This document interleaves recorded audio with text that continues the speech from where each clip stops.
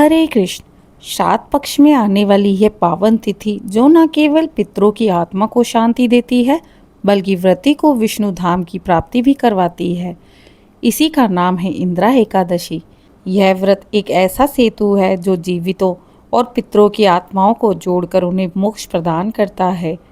जब श्राद्ध पक्ष का गहन मौन वातावरण चारों ओर व्याप्त होता है और हर घर में पितरों के स्मरण की पुकार उठती है, तभी आती है इंदिरा एकादशी।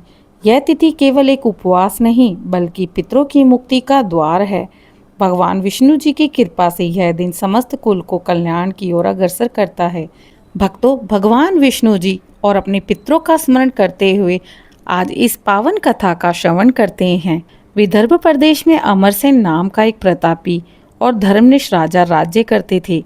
वे प्रजा के पालनकर्ता, दानवीर और सत्यवादी थे। राजा की माता अत्यंत ही विलासी स्वभाव की थी।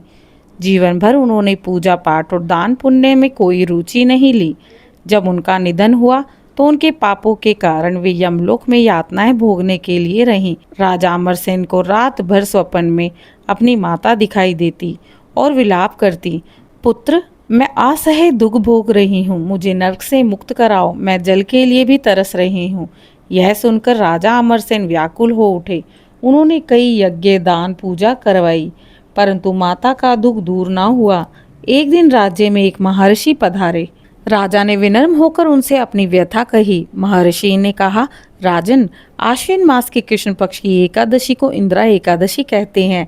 वत्स, यदि तुम इस दिन श्रद्धा पूर्वक उपवास करके भगवान विष्णु जी की पूजा करोगे और पितरों के नाम का तर्पण अर्पित करोगे तो तुम्हारी माता नरक से मुक्त होकर स्वर्गलोक को प्राप्त होंगी। महर्षि की आज्ञा से राजा ने दशमी तिथि को ही नियम पूर्वक भोजन कर उपवास का संकल्प लिया। एकादशी के दिन प्रातःकाल गंगा जल से स्नान कर पीले वस्त्र धारण किए और राजसभा के मध्य भगवान विष्णु जी और शालिग्राम को स्थापित किया। राजा ने चंदन, अक्षत, पुष्प और तुलसी दल से भगवान की पूजा की। उन्होंने मंत्र का 108 बार जप किया, ओम नमो भगवते वासुदेवाय। पूरे दिन राजा ने फलाहार पर रहते हुए भगवान का ध्यान किया। रात्रि में हरि नाम सा कीर्तन करते हुए जागरण किया। पूजा के पश्चात उन्होंने पितरों के लिए तिल, कुश और जल से तर्पण किया। मन ही मन उन्होंने माता का स्मरण कर कहा, हे माता, इस व्रत का पुण्य फल आपको अर्पित करता हूँ। आप नरक से मुक्त होकर दिव्य लोक को प्राप्त हों। द्वादशी तिथि को राजा ने ब्राह्मणों और जरूरतमंदों को भोजन करवाया, उन्हें दान दक्षिणा दी, फिर स्वयं सात्विक आहार लेकर व्रत का पारण किया।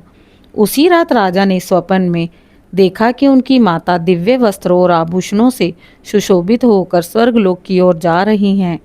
उनके मुख पर तेज था और वे आशीर्वाद देती हुई बोली, पुत्र अमरसेन, तुम्हारे द्वारा किए गए इंदिरा एकादशी व्रत के प्रभाव से मुझे नरक से मुक्ति मिल गई है।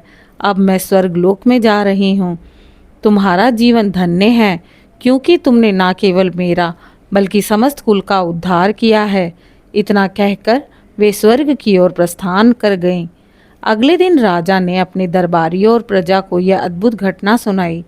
उन्होंने आदेश दिया कि राज्य में प्रत्येक व्यक्ति पितृपक्ष में इंदिरा एकादशी का व्रत करे ताकि सभी पितरों को मोक्ष प्राप्त हो सके, उन्हें शांति मिल सके। इस कथा से स्पष्ट होता है कि माता पिता और पितरों की आत्मा की शांति के लिए इंदिरा एकादशी का व्रत अत्यंत प्रभावशाली है। पितृपक्ष में इस व्रत का पालन करने से न केवल पितृ बल्कि संपूर्ण परिवार का कल्याण होता है। भगवान विष्णु जी की कृपा से व्रती स्वयं भी विष्णु लोक को प्राप्त होते हैं। श्रोताओं, यह कथा हमें यही शिक्षा देती है कि इंदिरा एकादशी का व्रत पितृ मोक्ष प्रदायक है। जिनके पितृ पापों के कारण दुख भोग रहे हैं वह इस व्रत के प्रभाव से परम शांति को प्राप्त होते हैं। इस दिव्य पर्व में भक्त का आह्वान पर स्वयं भगवान विष्णु पितरों के बंधन काटते हैं। श्रद्धा, भक्ति और उपवास से किया गया यह व्रत पितरों को और व्रती को विष्णु लोक का भागी बनाता है। यह पर्व आत्मा की मुक्ति का पर्व है। अतः हम सबको चाहिए कि इस पावन व्रत का अपनी श्रद्धा और भक्ति से नियम पूर्वक पालन करें। जय श्री हरि। आज की कथा आपको कैसी लगी कमेंट में अवश्य बताएं। आप सभी को इंदिरा एकादशी की हार्दिक शुभकामनाएं। अगर कथा आपको पसंद आई हो तो श्रद्धा व्यक्त करने के लिए इस चैनल को लाइक, शेयर, सब्सक्राइब अवश्य करें। ओम नमो भगवते वासुदेवाय। ओम पितृदेवता स्वाधा नमः।